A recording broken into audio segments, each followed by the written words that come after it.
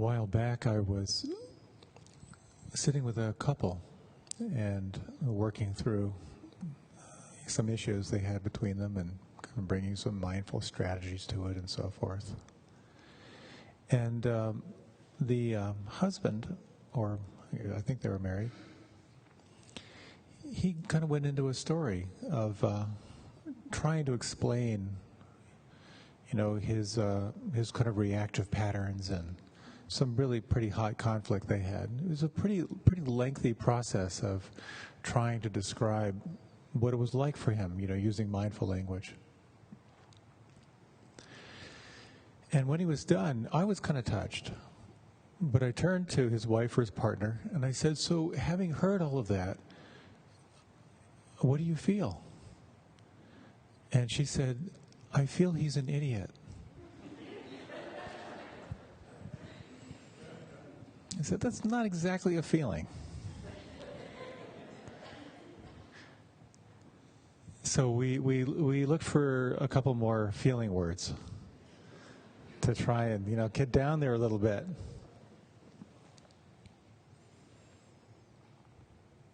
It's interesting how identified we are with our minds and how disassociated we can be from the body and from feeling. What is an emotion? We tend to think of an emotion as a label from the mind, but an emotion is really a psychobiological event. It's happening in the body, and it's actually interpreted in the mind. And that's a little bit of what I'd like to explore tonight, this relationship between the body and the mind, and why the body is so important in this practice. I'd like to talk a little bit about how the body is primary in the practice and how it relates to other levels of awareness, and to address that a little bit. And talk a little bit about some strategies. There are lots of different ways that you can practice mindfulness or awareness of the body. I'll talk a little bit about that. And I'd also like to touch on a little bit of what happens when you have the body as a field of investigation. What do you begin to notice according to Buddhist psychology? I was once on a month-long retreat, and I was in one of the, they're 45-minute sitting meditations, and I sort of snapped out of some reverie, and I went into a panic because I couldn't remember the instructions. Like, what am I supposed to do? Have you ever had that experience in a meditation where suddenly you're like, well, wait a minute, what am I doing here? I remember a story that Pema Chodron tells. When she first started exploring meditation, the instructor, sat with her and said, "Okay, you want to close your eyes and relax and bring your attention to the experience of the breath. And when your mind wanders, just bring it back to the breath." There are the instructions. So she kind of went off for the morning. And they met after lunch again, and she said, "Okay, I'm ready for the next level of instruction." And the instructor smiled and said, "Okay, close your eyes and relax. Bring your attention to the breath, and when the mind wanders, bring it back to the breath." That's it. And mindfulness of the body. Of course, the practice is not just limited to the breath. The breath is kind of a classic way of coming back. But in this particular tradition, the Theravadan tradition, there's mindfulness of the body is practiced in what are called the four positions. Mindfulness of the body as you are standing, as you're walking, as you're sitting, and as you're lying down. So it's kind of a full-time job, just being aware and experiencing the here and now. I like to think of the essential practice is training yourself to shift from the cognitive to the experience. To simply noticing when you're lost in a thought form or lost in an emotion, and the process of coming back, the process of remembering. And it's really quite humiliating practice. You begin to recognize how very rarely are you here, at least for myself. Most of the time is planning or reviewing. So I'd like to tonight to lead a few short meditations, just as ways to kind of touch into the experience of here and now. So in this practice, we sensitize ourselves to all the sense doors. And let's do a short reflection on that, if you don't mind. You can close your eyes.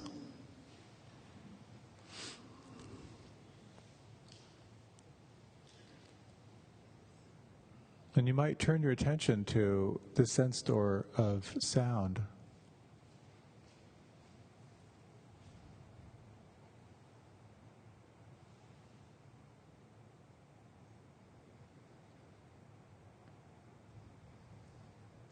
And you'll notice with the sound meditation that you're experiencing this on a few levels. There's a level of the cognitive, where you are identifying the source, identifying the distance, and on some level, your mind is ascertaining whether it's of danger or not.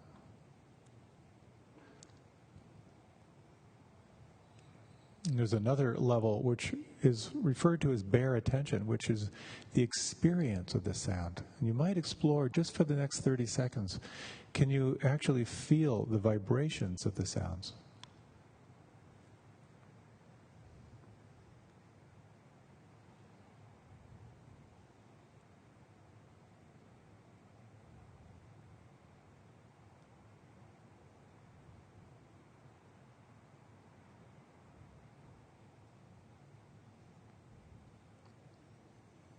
Noticing now the sense door of touch,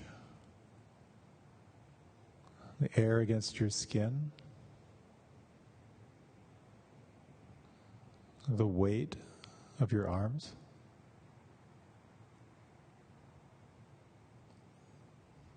any pressure points between your body and the chair.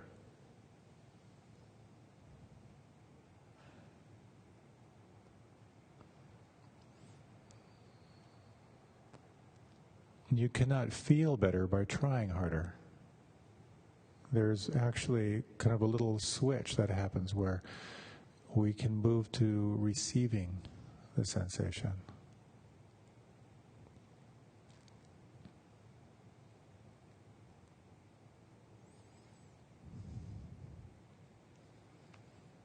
The sense door of smell.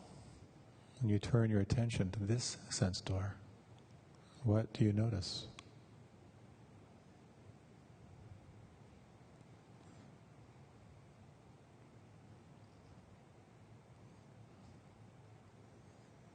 The sense door of taste.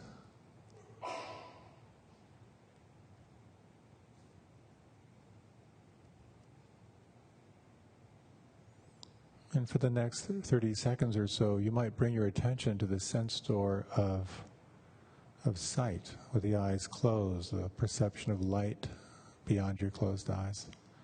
And again, just sensing this quality of receiving the sensation.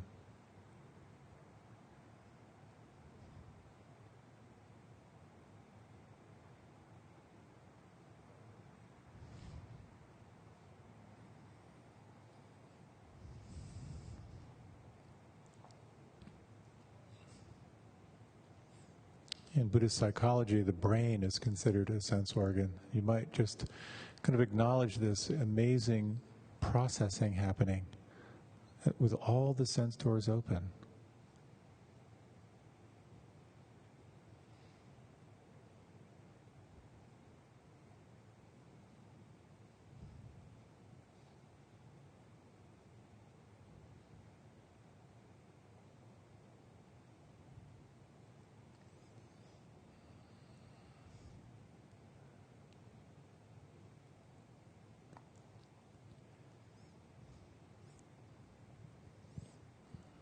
And gently deepening the breath.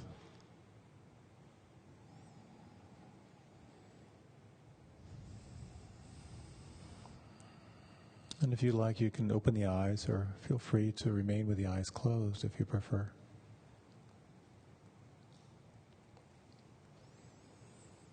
And just an invitation for the next 30 minutes or so. You might just sense if you can stay in touch with the sensations as you sit.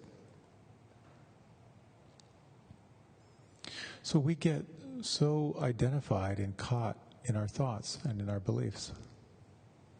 Certainly a part of our culture. It was Descartes who said, "I think, therefore I am." So we're kind of establishing our existence based on our thoughts. Then there's, of course, the joke about Descartes where he was at a bar and finished his beer, and the bartender said, "Would you like another one?" And he said, "I think not," and he disappeared.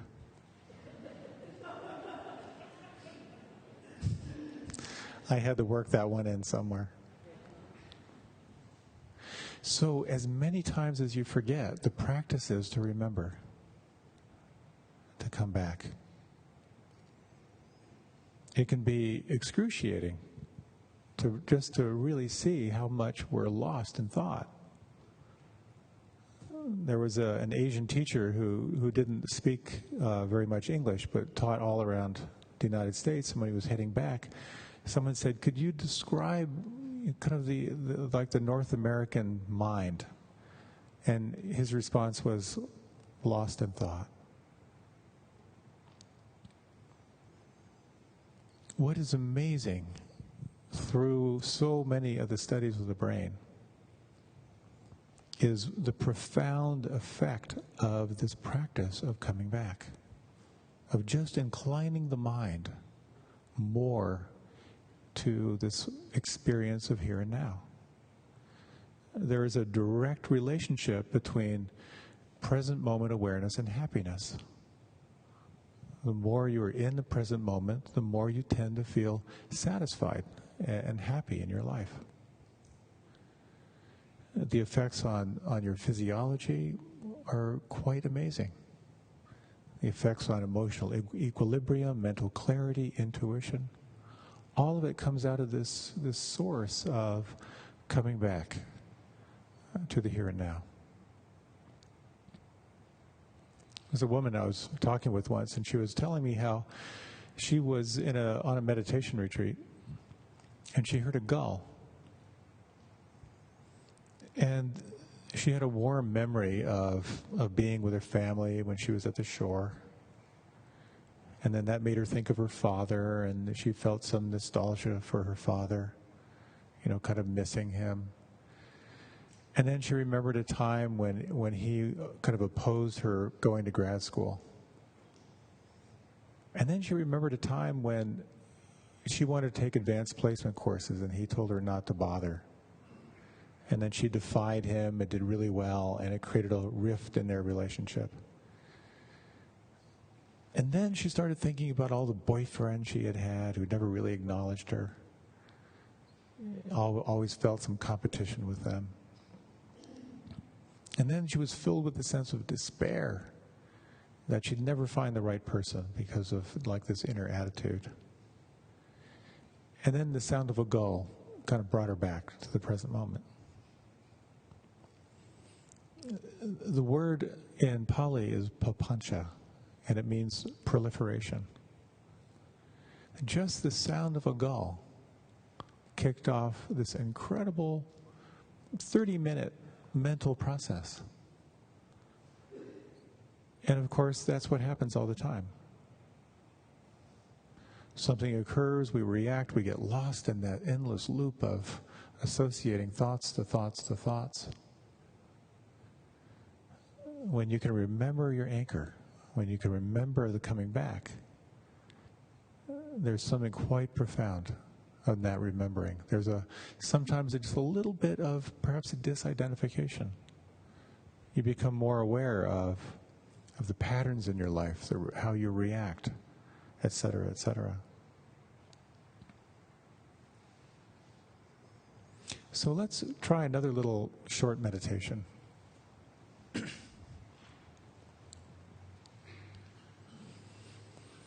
You might select an anchor, select a focal point for this brief meditation. It might be the breath at the nostrils of the belly. It might be sound. And perhaps the feeling in the palms and fingers and thumbs. And for this next period of time, let this be your primary point of concentration.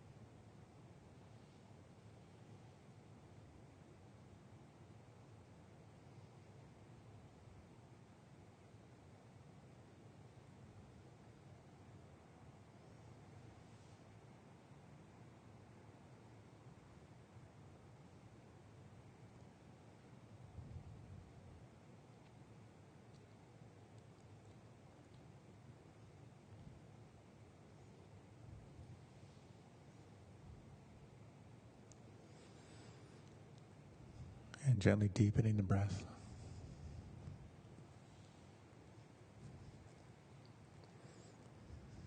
And then when you're ready, you can open the eyes, or again, feel free to remain with the eyes closed.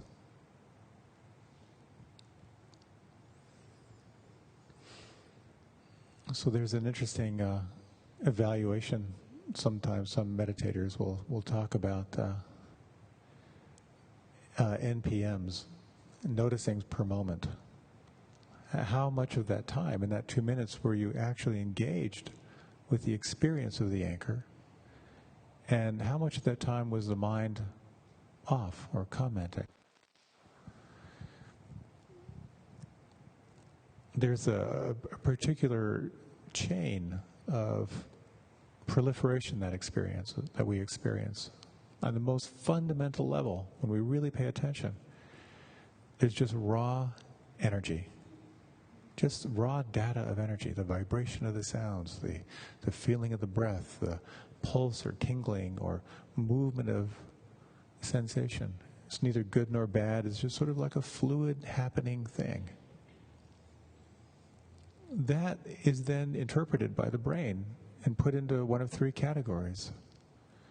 There's sensation that is pleasant, sensation that is unpleasant, and sensation that's categorized as neutral, or neither pleasant nor unpleasant.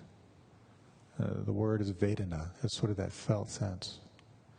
So as it forms into this felt sense of pleasant, unpleasant, or neutral, without even knowing it, the mind goes right into a thought form, a reaction. And classically, pleasant we move toward, unpleasant we move away, and neutral we get bored. But we go into a thought form. We'll go into a commentary of some kind. If you're not aware of the commentary in your mind, those thoughts, as they repeat and repeat and repeat, harden and calcify into beliefs. And that if you're not aware of how the beliefs are operating in your consciousness, the beliefs become habits, your strategy for navigating through life. And those habits, if you're not aware of them, become your character. And your character becomes your destiny. So we can actually choose where we pay attention. And classically, we tend to hang out on the level of thoughts and the level of beliefs. But there's this very interesting substrata of the actual experience of what's there.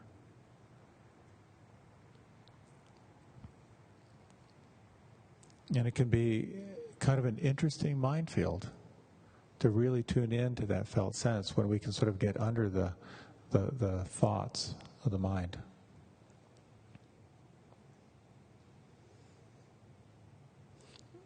One of my spiritual heroes is Dave Barry. And before we talk a little bit about sort of shifting to the body, it's interesting just to kind of acknowledge the mind. So just a short reading. One of my favorites. I promised myself I'll only read it once a year. So this is Dave Barry's observation on the mind. I'm in an airplane, strapped into my seat, no way to escape. For an hour, we've been taxiing around Miami International Airport while lightning tries to hit us. Earlier, I was hoping that the plane might at some point actually take off and fly to our intended destination. But now I'm starting to root for the lightning, because a direct strike might silence the two women sitting in front of me. There's only one empty seat between them, but they're speaking at a decibel level that would be appropriate if one of them were in Cleveland. Also, they both have Blitherer's disease, which occurs when there is no filter attached to the brain, so that every thought the victim has, no matter how minor, comes blurting out. This means that the rest of us passengers are being treated to a repartee such as this. I prefer a window seat. Oh, not me. I always prefer an aisle seat. That's just like my son. He lives in New Jersey, and he also prefers an aisle seat. My sister-in-law works for a dentist in New Jersey. He's an excellent dentist, but can't pronounce his R's. He says, I'm afraid you need a root canal. My brother-in-law just had that root canal. He was bleeding all over his new car. That Japanese, what do you call it, a Lexus. I prefer a Buick, but let me tell you, this insurance, who can afford it? I have a brother in the insurance business with angina. He prefers a window seat. Oh, not me. I always prefer an aisle seat. And so it has gone for 1 solid hour, a live broadcast of random neural firings. The harder I try to ignore it, the more my brain focuses on it. But it could be worse. I could be the flight attendant.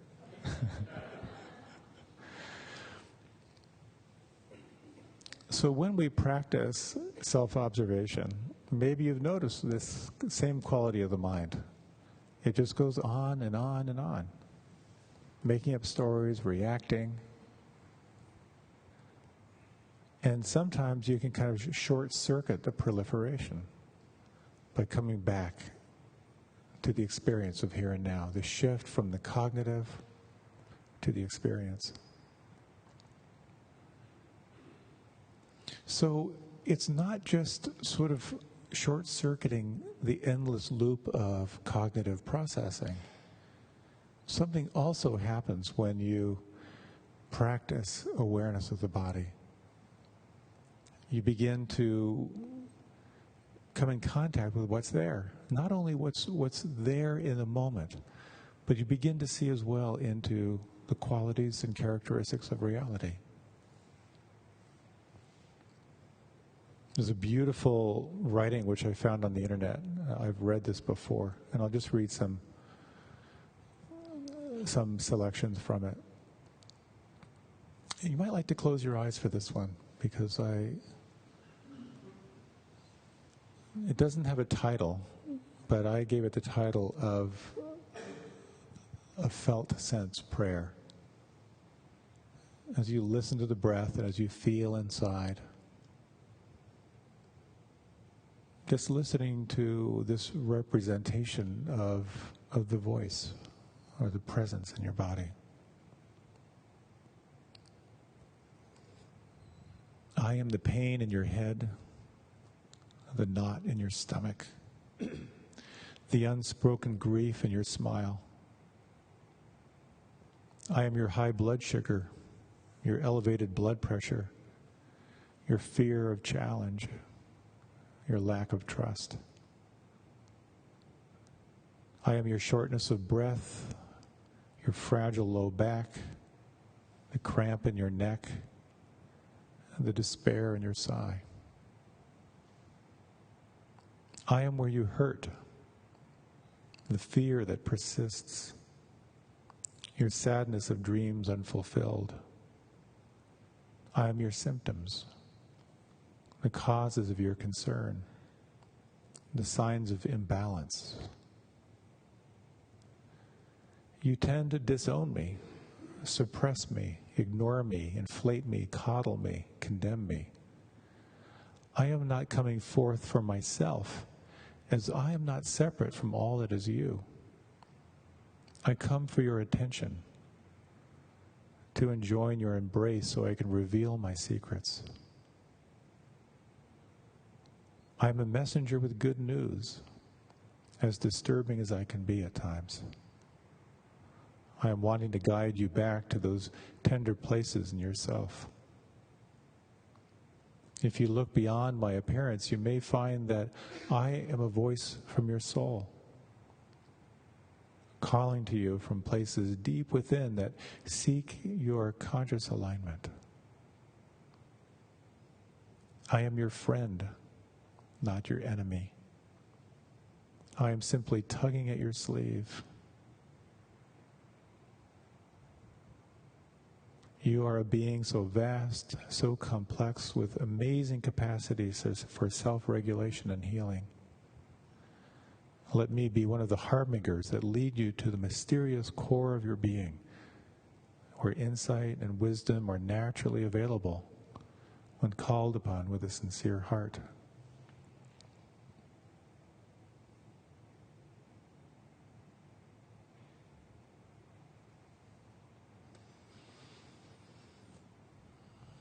And again, if you like, you can remain with the eyes closed or feel free to open them. There's a phrase often used by healers and body workers. It says, your issues are in your tissues. All of your memories, every emotion exists both in the mind as well as in the body. When you slow down and you rest your attention in the body, with awareness, perhaps with some gentleness and compassion, inevitably there is an unwinding that happens.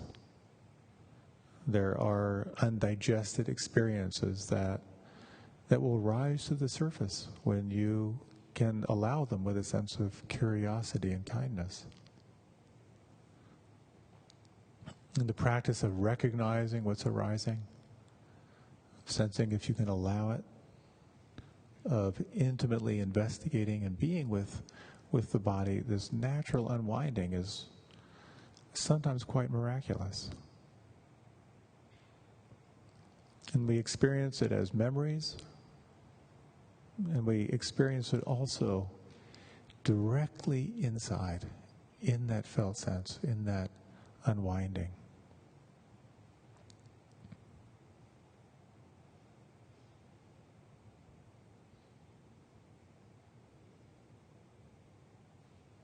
So there are many practices to bring in more embodied awareness.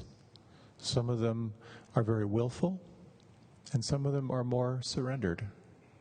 And when you look at the vast ways of practicing kind of embodied inquiry, it can be quite overwhelming. If you've ever done Bikram yoga, it's 28 postures 2 times in a room heated to 110 degrees. It'll definitely get your attention.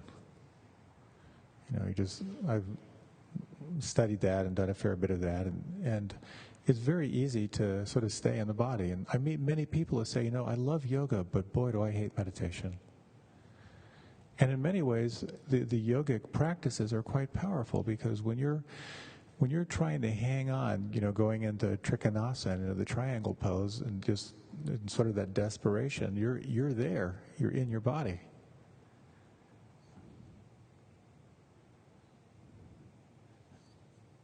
There are the stories of yogis and meditators who sit in the snow and sort of melt the snow around them, kind of an extreme practice. And many of you know I lived in an ashram for a couple decades, and we had this yogi who came by, and there's something called siddhis. The word siddhi means sort of a power. And I actually saw him do this. He's kind of an older guy, with, the dhoti and all that stuff. And they took 2 cars. He did this on television for some show. And they tied a rope to each car. They weren't like huge pickup trucks, but they were mid-sized cars. And he held on to them as they drove in opposite directions with their wheels spinning. And it was his demonstration of concentration and sort of transcendence of the body. When the Buddha began his practices, he practiced the yoga of that time. When he went off to explore. And the yoga of that time, of course, didn't have any lycra, and there weren't yoga mats. But the practice were actually practices of taking the body through extreme practices. Denying the body food, denying the body water, holding postures for a long time. The idea was that you would sort of transcend by going beyond the body's limits.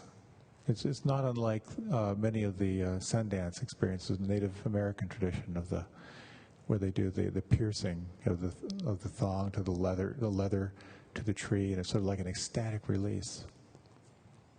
So he gave himself to those practices, and he realized that he was having experiences, but none of them were liberating. So we can do all kinds of things with the body and have sort of very powerful transcendent experiences. But what the Buddha was interested in is what creates freedom. And he articulated this path of the middle way, not too tight, not too loose.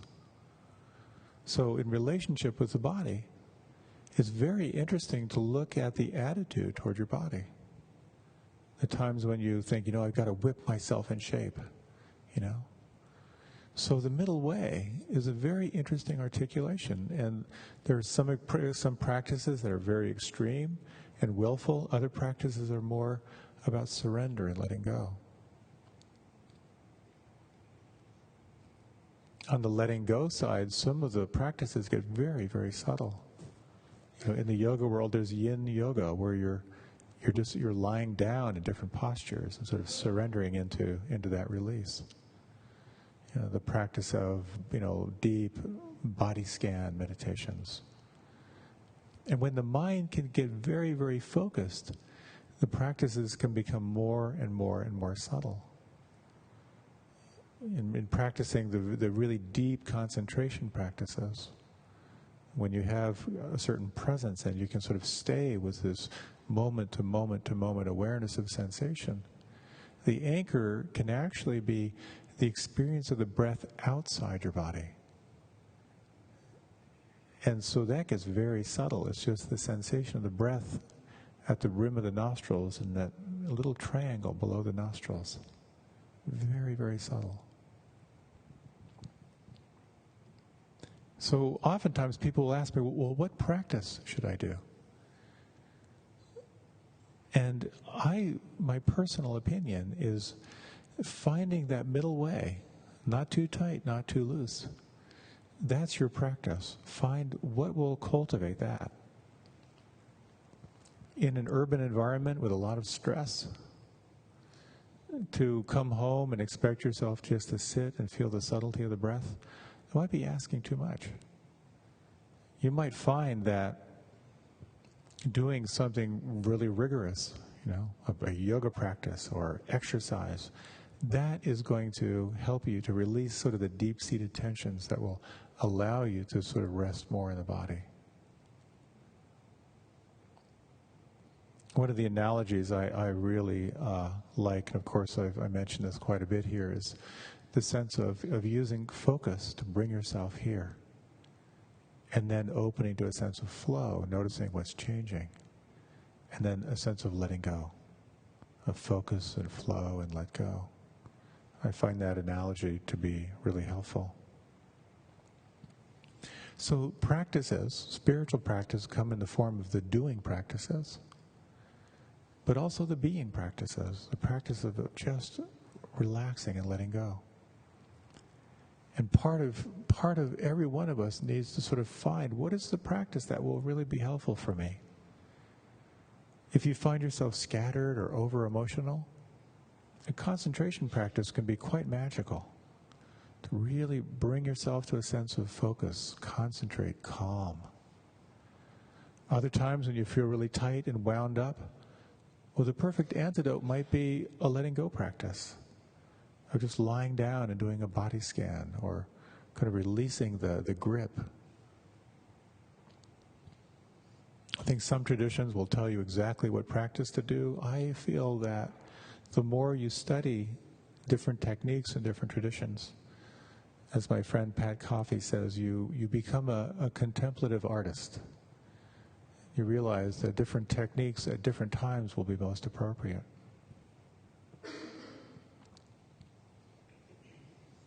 I like to ask people, what's happened in your life after you've started a regular meditation practice, a mindfulness practice? And some people say, I just feel more calm, I feel less reactive. And some people will say, I just don't believe what I'm thinking quite as much. Other people say there's just more availability to life. I'd like to just touch on, just for a few moments, part of what the Buddha pointed to in mindfulness of the body. He spoke of this path as a direct path to realization. And of course, as I often say, when he would point something out, he would often say, "Do not believe me. Verify this in your own experience. See if it's true for you." And I love that invitation. He talked about recognizing three qualities of reality through this doorway of embodied presence. The first is in Pali called anicca, or impermanence. You begin to see just how much of your world is in a process of change.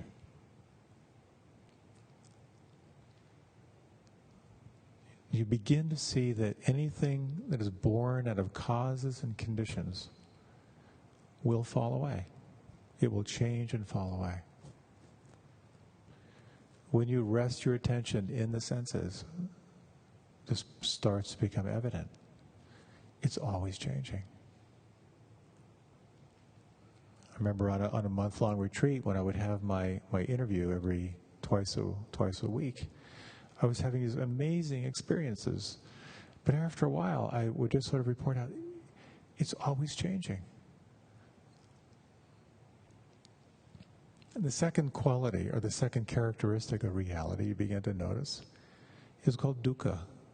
And dukkha is translated as unsatisfactoriness, or unsteadiness, or stress, or suffering. So in relationship to everything that is changing, anything that you fixate on, anything you try to control, will result in some quality of unsatisfactoriness, unsteadiness, stress, or suffering. Anywhere you fixate, anywhere you try to control.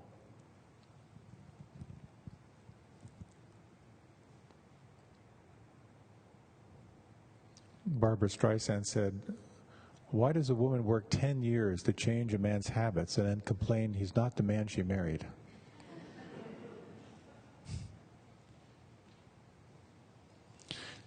Impermanence, the stress and unsatisfactoriness that comes in unskillfully relating to it, greed, hatred, delusion. And the third characteristic is the real mind blower, because there's no mind in it. And it is called anatta. Anatta is translated as not self. And one way to think of it, if it's true that everything that's born out of causes and conditions is subject to change, how much of that applies to you? How much of your life, your character structure, was born out of causes and conditions. And what that leads to is a very powerful sense of how we hold the moment. As my friend who I'll be leading the retreat next week with, Anam Tubden, says, no self, no problem. So why don't we close with a short meditation, with a reflection on this embodied inquiry and these three characteristics.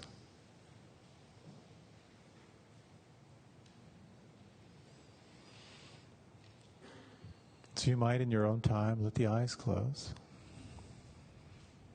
And just gently invoke awareness of the breath, the sounds, this quality of feeling.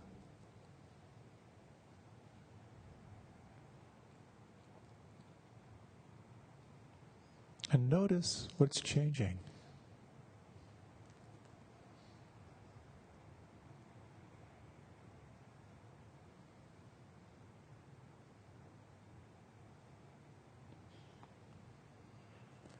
As the teacher Adyashanti likes to point out, can you find anything in your experience right now that is not changing?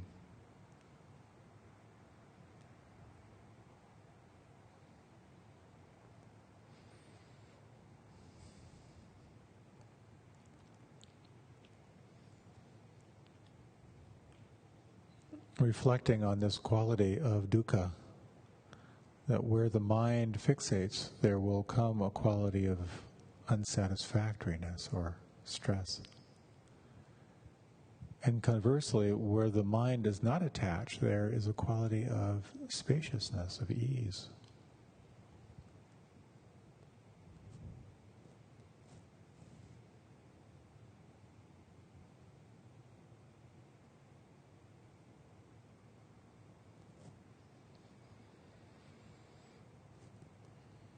And inquiring into this third quality of anatta. Given that your body one day will fall away, what are you?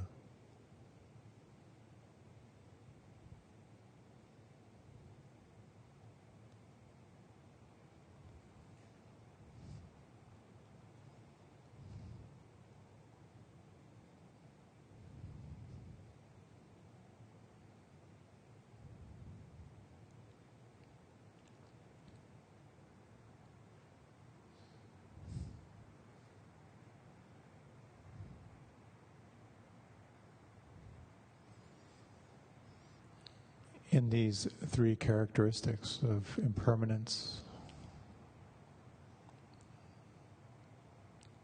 of the unsatisfactoriness that comes in relationship to trying to control what is changing, and its inquiry into self.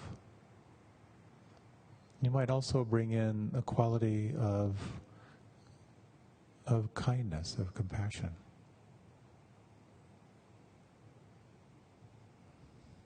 You might bring in a quality of gratitude. What are you most grateful for in your life right now?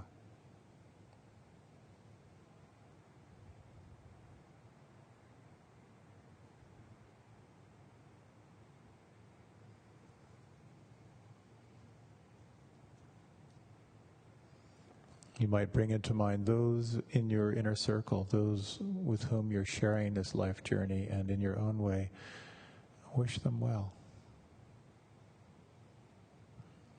May these beings be happy,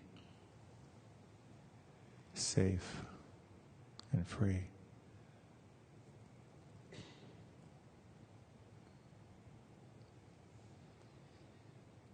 And in these final moments, sensing a quality of what is referred to in Buddhist psychology as bodhicitta,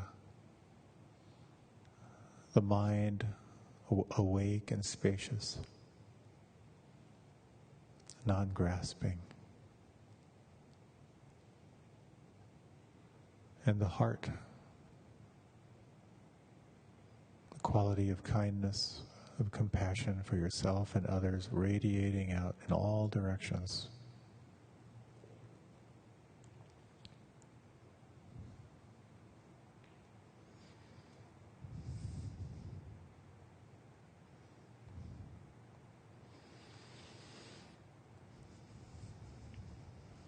And in your own time, very gently deepening the breath.